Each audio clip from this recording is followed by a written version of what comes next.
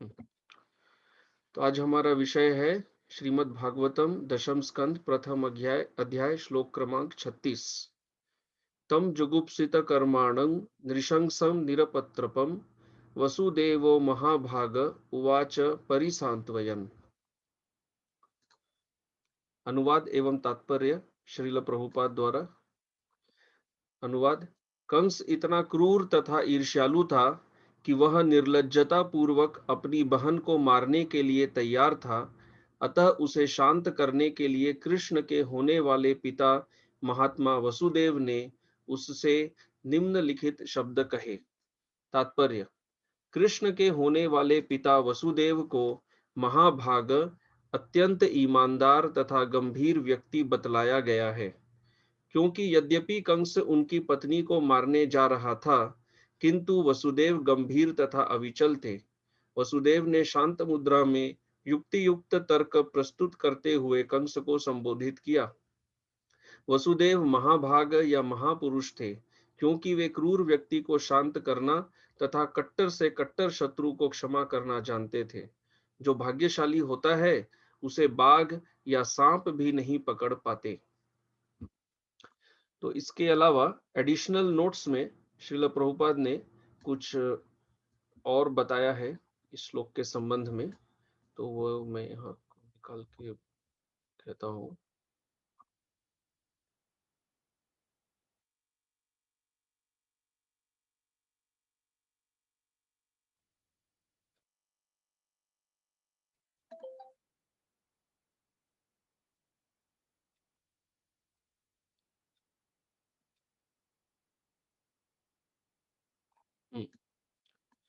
तो यहाँ पर कह रहे हैं, देव जब कंस देवकी को मारने वाला था, तो वसुदेव ने उसे रोकने के लिए साम तथा भेद कूटनीति का सहारा लिया। साम का अर्थ है सांत्वना देना।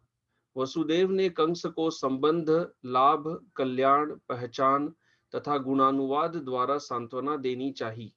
इन पांचों का संदर्भ साम के अंतर्गत आता है। वसुदेव द्वारा इस जीवन तथा अगले जीवन में भय प्रस्तुत करना भेद था। इस तरह वसुदेव ने कंस को सांत्वना देने के लिए साम तथा भेद का प्रयोग किया। कंस के गुणों की प्रशंसा करना गुणानुवाद था और भोज वंश का उत्तराधिकारी कहना संबंध का द्योतक था। तुम्हारी बहन से पहचान का बोध कराना था। स्त्री की हत्या के उल्लेख से यश तथा कल्याण विषयक प्रश्न उठते हैं और विवाह के समय अपनी बहन की हत्या का पाप पूर्ण कृत्य भय उत्पन्न करता है, जो भेद का एक पक्ष है। भोजवंश उन लोगों का द्योतक है जो एकमात्र इंद्रिय तृप्ति में लगे रहते थे, अतएव अधिक कुलीन नहीं थे। भोज का अन्य अर्थ है युद्ध करना। ये सभी कंस के अपयश के लक्षण थे। जब वसुदेव ने कंस को दीन वत्सल कहा, तो यह अतिशय प्रशंसा की।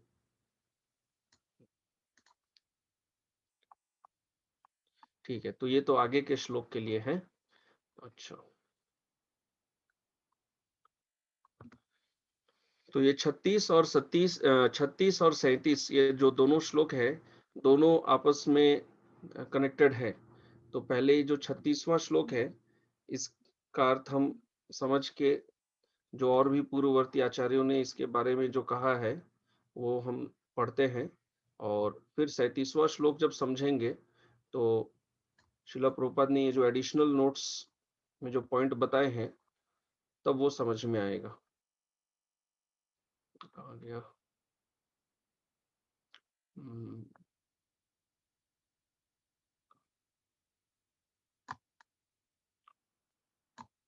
हम्म,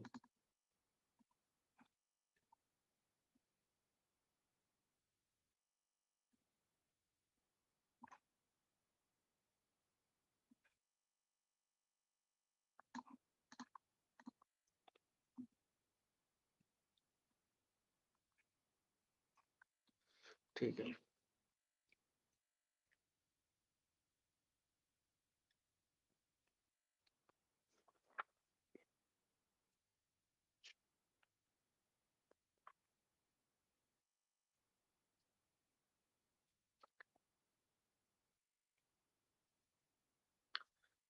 तो श्लोक 36 यहाँ पर सुखदेव गोस्वामी जी कह रहे हैं कि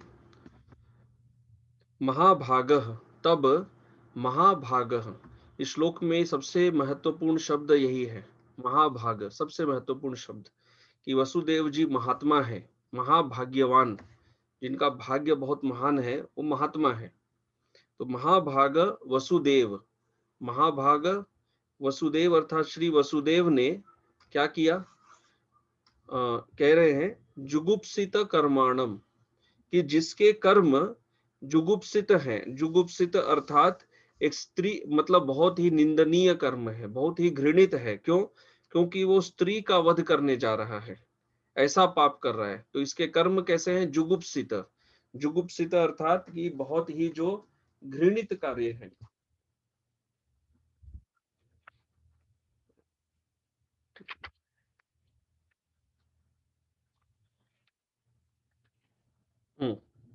मतलब अंग्रेजी में कहते हैं डिस्गस्टिंग, डिस्गस्टिंग, अत्यंत घृणित।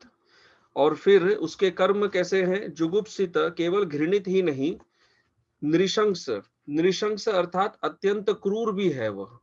एक तो घृणित है, घृणित से ज्यादा होता है नृशंस, नृशंस अर्थात अत्यंत क्रूर, और क्रूर से भी ज्यादा है निरपत्रपम, निरपत्रपम अर्थात निर्लज्ज। तो आगे हम देखेंगे सनातन गोस्वामी ऐसा समझाते हैं कि इसका डिग्री जो है बढ़ रहा है, मतलब जुगुप्सित से तो उसकी निंदा की जा रही है, उसके कर्म बहुत घृणित है, निंदनीय है, उससे भी ज्यादा और एक डिग्री आगे नृशंस है, नृशंस अर्थात बहुत क्रूर है, क्रूर से भी एक डिग्री ऊपर निरपत्रपम अर्थात कि वह निर्लज्ज है।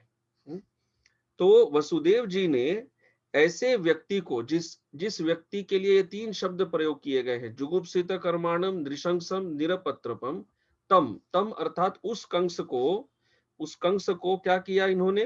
परिशांत, परिशांतवयन, परिशांतवयन अर्थात इसका साम, स्तुति इत्यादि अलग अलग जो उपाय है वो आगे हम चर्चा करेंगे, तरह तरह के उपायों से इसे समझाने का प्रयास किया, इसे शांत करने का प्रयास किया। और प्रयास करने के लिए क्या किया? उवाच, उन्होंने आगे के ये शब्द कहे। तो महाभाग्यवान महात्मा वसुदेव जी ने कंस, कौन सा कंस? जिसके कर्म बहुत घृणित है, जुगुप्सित है, जो बहुत क्रूर है और जो निर्लज्ज भी है, उसे समझाने के लिए ये शब्द कहे। तो ये इस श्लोक के शब्दों के अर्थ है। तो यहाँ पर ये महाभाग जो है बहुत महत्वपूर्ण है। अब यहाँ पर हमने शिला प्रभुपाद का तात्पर्य पढ़ा, और वो जो एडिशनल जो पॉइंट्स है, एक्स्ट्रा पॉइंट, वो भी हमने पढ़े। अब यहाँ पर जो पूर्ववर्ती वैष्णव आचार्य हैं वो यहाँ पर और क्या समझाते हैं वो हम जरा समझने का प्रयास करते हैं। तो तीन शब्द हैं, जुगुप्सित, नृशंस और निरपत्रपम। अच्छा, जुगुप्स, इन तीनों शब्दों का अलग अलग से प्रयोग करने की क्या आवश्यकता है? तो हमारे शास्त्रों में जो श्लोक होते हैं, किसी भी एक श्लोक में ऐसा एक भी शब्द नहीं है जो कोई अधिक अर्थ नहीं बताए। संस्कृत में ये नियम होता है कि कोई भी ऐसा शब्द नहीं डालना चाहिए जो शब्द कोई कोई एक एक्स्ट्रा मीनिंग नहीं दे रहा है, कोई एक अधिक अर्थ जोड़ नहीं रहा है उस श्लोक में। अगर वो जोड़ नहीं रहा है तो वो अनावश्यक शब्द है। और एक भी शब्द पूरे शास्त्र में कहीं भी अनावश्यक नहीं रहता है, प्रत्येक शब्द आवश्यक होता है, प्रत्येक अक्षर आवश्यक रहता है। तो अगर तीन शब्द में उसके बारे में बताया जा रहा है तो तीन शब्दों का अलग अलग कारण है। तो श्रील जीव गोस्वामी समझाते हैं कि जुगुप्सित क्यों कह रहे हैं? जुगुप्सित का इसलिए कह रहे हैं अर्थात डिस्गस्टिंग, मतलब कि अत्यंत घृणित। क्यों? क्योंकि वह अपनी बहन को मारने जा रहा है, इसीलिए इसका जो कार्य है ये जुगुप्सित है, अर्थात अत्यंत घृणित है। हाँ, सनातन गोस्वामी कहते हैं जुगुप्सित कर्माणम का अर्थ है जुगुप्सितम निंदितम कर्म यस्यतम, जिसके कर्मों की बहुत निंदा होनी चाहिए, जो बहुत निंदित कर्म कर रहा है। निंदित कर्म उसका क्या है? अपनी बहन की ही हत्या। तो उसकी बहन की हत्या का जो कर्म है वो है जुगुप्सित, निंदनीय कार्य, बहन की हत्या। ये पहली बात हुई। अच्छा, दूसरी बात यहाँ पर कह रहे हैं नृशंसम, नृशंसम अर्थात बहुत क्रूर। तो क्रूर कहने का अर्थ क्या है? क्रूर का अर्थ ये है कि कंस में अपनी बहन के प्रति जो कुछ भी प्रेम था, जिसके लिए वो अपनी बहन का रथ चला रहा था, हाँ, उसके बहन के विवाह के बाद, जो कुछ भी उसके हृदय में बहन के प्रति प्रेम था, तुरंत एक क्षण में सारा प्रेम का त्याग कर दिया। सारा जो उसका स्नेह था अपनी बहन के प्रति, तुरंत के तुरंत उसने वह त्याग कर दिया। तो ये क्रूरता का लक्षण है। क्रूर व्यक्ति तुरंत ही आसुरी भाव को प्रकट करता है, उसमें एक क्षण भी विलंब नहीं करता। तो कंस ने तुरंत अपना वास्तविक आसुरी भाव जो है प्रकट कर दिया। तो इसलिए कह रहे हैं नृशंस। तो बहन की हत्या के लिए जुगुप्सित, निंदनीय कार्य, और उसने जो अपना बहन के प्रति जो स्नेह ममता सारा त्याग कर दिया तुरंत के तुरंत, वह है नृशंस अर्थात बहुत क्रूरता। और निरपत्रम अर्थात निर्लज्जता। तो निर्लज्जता क्या है? निर्लज्जता यह है कि ऐसे उत्सव के समय, एक विवाह का उत्सव चल रहा है, सबके सामने कंस ने तलवार निकालकर बहन की हत्या करने का प्रयास किया। तो सबके सामने जो इस तरह का कार्य करे तो वह निर्लज्जता है। तो ये तो बहुत ही मतलब इमोरल, अत्यंत घृणित कार्य है जो सबके सामने करने तैयार हो रहा है। वो प्रतीक्षा भी कर सकता था, बाद में अकेले से मैं उनसे मिल सकता था, उनसे बात कर सकता था, परंतु तुरंत ही जो अपनी बहन को सबके सामने मारने तैयार हो गया, वह है निरपत्रम अर्थात निर्लज्जता। तो 3 शब्दों में कंस का तिरस्कार किया जा रहा है। पहला क्या है? जुगुप्सित।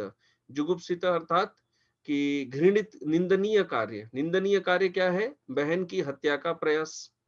अच्छा, दूसरा क्या है? नृशंस अर्थात क्रूरता। क्रूरता क्या है? सारा स्नेह ममता एक क्षण में गायब हो गया। तीसरा निरपत्रम अर्थात निर्लज्जता। निर्लज्जता उसकी क्या है? निर्लज्जता है कि वह भरी सबके सामने, हाँ, पूरे समाज के सामने बिल्कुल भी उसे कोई शर्म नहीं है, कोई लज्जा नहीं है, सबके सामने वो अपनी बहन, अबला नारी स्त्री को की हत्या करके क्या सिद्ध करना चाहता है? वो अपने वंश का ही सर्वनाश कर रहा है। तो इस तरह 3 शब्दों में सुखदेव गोस्वामी जी कंस की निंदा करते हैं। तो इस प्रकार वैष्णव आचार्यों ने इसे समझाया कि कैसे तीनों शब्दों का अलग अलग अर्थ है। तो ये हमें ध्यान रखना चाहिए। किसी भी श्लोक में, भागवत हो, भगवत गीता हो, कोई भी शास्त्र, कोई सी भी श्लोक का एक भी शब्द ऐसा नहीं होता जो अर्थहीन होता है, या उस श्लोक में कोई एक विशेष अर्थ जोड़ता नहीं है। प्रत्येक शब्द एक कुछ न कुछ उसमें कंट्रीब्यूट करता है, जोड़ता है, अर्थ देता है। तो ये महत्वपूर्ण है। अब आते हैं अगले विषय पर, जो है महाभाग।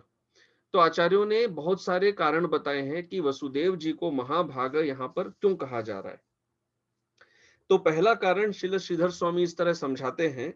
वो कहते हैं कि वसुदेव जी इसलिए महाभाग है क्योंकि वो इस स्थिति को संभालने में सक्षम है। वसुदेव जी में यह शक्ति है, यह बुद्धि है कि कैसे इस स्थिति को संभाला जाए, कैसे कंस को संभाला जाए, क्योंकि वो जानते हैं वो कंस से अभी लड़ नहीं सकते। तो कंस को कैसे शांत करें, उसे कैसे संभाले, यह सक्षमता उनके अंदर है, वो सक्षम है यह करने में। अभी कारण है कि क्यों सक्षम है। कंस के जैसे बड़े असुर को संभालने में वो क्यों सक्षम है? क्योंकि उनसे भगवान प्रकट होने वाले हैं। वसुदेव जी जानते हैं कि भगवान उनके पुत्र के रूप में प्रकट होंगे। उन तो वसुदेव जी मतलब अभी भगवान से एम्पावर्ड है, भगवान की शक्ति से युक्त है। तो इसीलिए उन्हें महाभाग कहा जा रहा है कि वसुदेव जी इतने बड़े महात्मा, इतने भाग्यवान हैं कि वो कंस के जैसे बड़े असुर, जो इतना निर्लज्जता पूर्वक कार्य करने जा रहा है, इस स्थिति को वो संभालने में सक्षम है, वो इसे संभाल लेंगे। तो ये कारण है कहने का कि वो महाभाग है। अच्छा, ये एक पहला कारण। दूसरा कारण उनको महाभाग क्यों कह रहे हैं? दूसरा कारण शिला विश्वनाथ चक्रवर्ती ठाकुर समझाते हैं उनको महाभाग इसलिए कह रहे हैं क्योंकि कंस उनकी पत्नी को, वसुदेव जी की पत्नी को उनकी आंखों के सामने उनकी हत्या करने जा रहा है। वसुदेव जी की पत्नी को उनके आंख के सामने, सबके सामने वहां हत्या करने जा रहा है। फिर भी वसुदेव जी के मन में कंस के प्रति बिल्कुल भी जरा सा भी कोई क्रोध प्रकट नहीं हुआ। तो ये बहुत बड़ा आश्चर्य है, ये महात्मा का लक्षण है। उनकी पत्नी की हत्या होने जा रही है उनकी आंखों के सामने, और जो हत्यारा है उनके उसके प्रति वसुदेव जी के मन में कोई क्रोध नहीं है। तो विश्वनाथ चक्रवर्ती ठाकुर कहते हैं कि वसुदेव जी सद्गुणों के सागर हैं।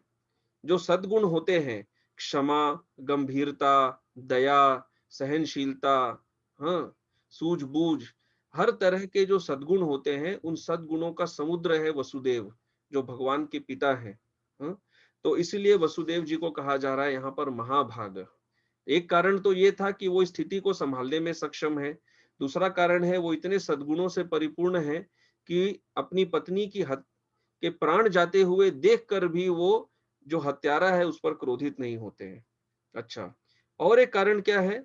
और एक कारण विश्वनाथ चक्रवर्ती ठाकुर ये समझाते हैं कि वसुदेव इतने बड़े महात्मा हैं, इतने बड़े महात्मा कि वसुदेव के शब्द सुनने के लिए कंस जैसा बड़ा असुर भी तैयार हो जाएगा। आगे हम देखेंगे वसुदेव कंस को कुछ ज्ञान की बातें बताएंगे, शरीर, आत्मा इत्यादि ये सब दर्शन ज्ञान देंगे कंस को। और कंस जो इतने क्रोध में भरा हुआ था, इतना भयभीत था और क्रोधी था, वसुदेव जो इतने बड़े महात्मा है कि वसुदेव जी के शब्दों को सुनने के लिए वो तैयार हो जाता है और वो वसुदेव जी का जो ज्ञान है वो सुनता है। तो यहाँ कहते हैं कि महाभाग, इसलिए इसको इनको कहा जा रहा है महाभाग, कि वसुदेव इतने महान हैं जिनके शब्दों को कंस जैसा असुर भी सुनता है। तो इसलिए कहा गया है कि जो ऐसे महात्मा होते हैं, अरे असुर तो क्या, बाघ, सांप इत्यादि ऐसे जो प्राणी होते हैं वो भी इनके दुश्मन नहीं बनते। वो भी इनसे दुश्मनी नहीं करते ऐसे महात्माओं से। तो ये महात्माओं का गुण होता है। तो ये सब कारण है कि उनको महाभागा कहा जा रहा है वसुदेव जी को। तो ये बात यहाँ पर बहुत महत्वपूर्ण बात है कि वसुदेव जी अत्यंत बहुत ही बड़े महात्मा हैं। और आगे भी ये पता चलेगा, आगे और इस पर और प्रकाश डाला जाएगा कि वसुदेव इतने महान है। अच्छा, ये बात हुआ। और इसके अलावा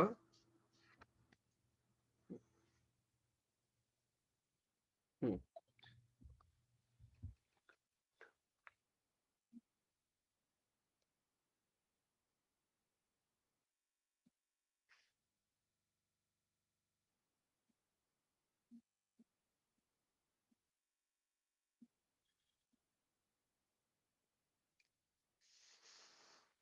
हम्म तो अभी अगली बात, अगला जो यहाँ पर महत्वपूर्ण शब्द है वो है परिसांत्वयन। परिसांत्वयन अर्थात वसुदेव जी अब कंस को शांत करने का प्रयास करेंगे। तो किस तरह से प्रयास करेंगे, क्या सूझबूझ यहाँ पर वसुदेव जी लगाने वाले हैं? तो इसके लिए यहाँ पर वैष्णव आचार्यों ने इस तरह समझाया है कि अ, चार प्रकार से किसी व्यक्ति को समझाया बुझाया जा सकता है। चार तरीके होते हैं किसी भी व्यक्ति को शांत करने के लिए। इसे कहते हैं साम, दान, दंड, भेद। आपने अवश्य सुना होगा साम, दान, दंड, भेद। तो साम होता है उसे शांत करना, साम, सांत्वना देना, शांत करना होता है साम। और फिर होता है दान। दान अर्थात कोई प्रकार का उसे उपहार देना या कोई रिश्वत देना, ये हुआ दान। और फिर होता है दंड। दंड है कि उसे, दंड अर्थात दंड देना, शक्ति का प्रयोग करके उसे दंडित करना। और फिर है भेद। भेद अर्थात उसके बुद्धि में एक भेद कर देना, मतलब इस तरह के तर्क प्रस्तुत करना कि उसका बुद्धि भेद हो जाए और वो समझ कंफ्यूज्ड हो जाए, कंफ्यूज्ड हो जाए, क्या सही है क्या गलत है वो समझ ना पाए। तो इसको कहते हैं साम, दान, दंड, भेद।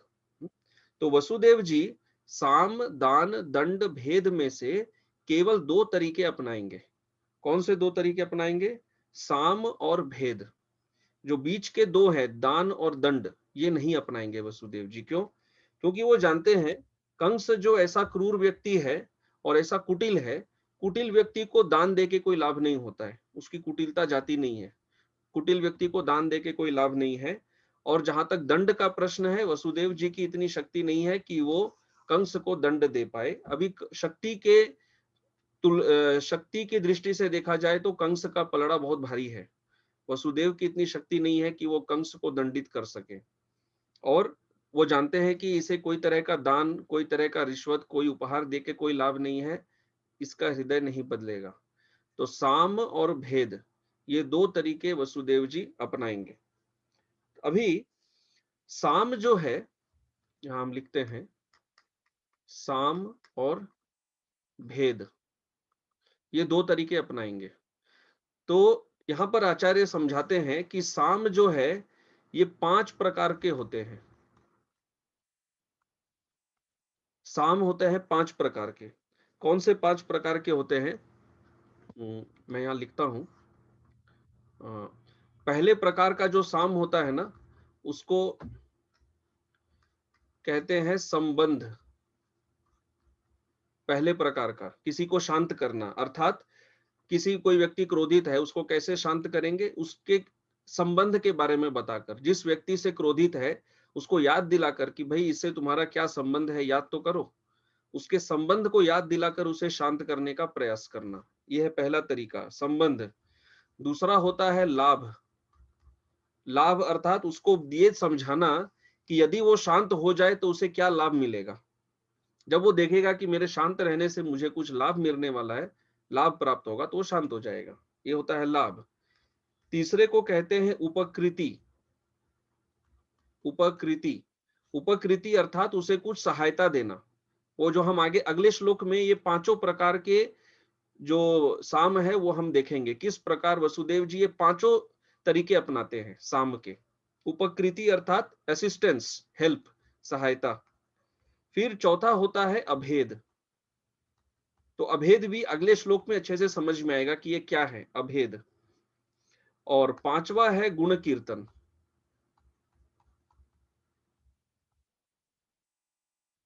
गुण कीर्तन अर्थात उस व्यक्ति का गुण गौरव करना। तो ये सबसे पावरफुल होता है। सबसे शक्तिशाली तरीका यही होता है, गुण कीर्तन। उसका गुणगान करना जिससे वो शांत हो जाता है। तो ये 5 तरीके साम के होते हैं जो वसुदेव जी लगाने वाले हैं। शांत कर साम के 5। दान और दंड तो वो प्रयोग करेंगे नहीं। फिर आया भेद। तो भेद जो है वो 2 प्रकार के होते हैं। भेद का सरल शब्द में यदि अर्थ कोई जानना चाहे तो है भयभीत करना। व्यक्ति को भयभीत कर देना, वो है भेद। उसे भयभीत कर देना। तो 2 प्रकार के भेद होते हैं। 2 प्रकार। एक होता है एक होता है दृष्ट दृष्ट भय और दूसरा होता है अदृष्ट भय।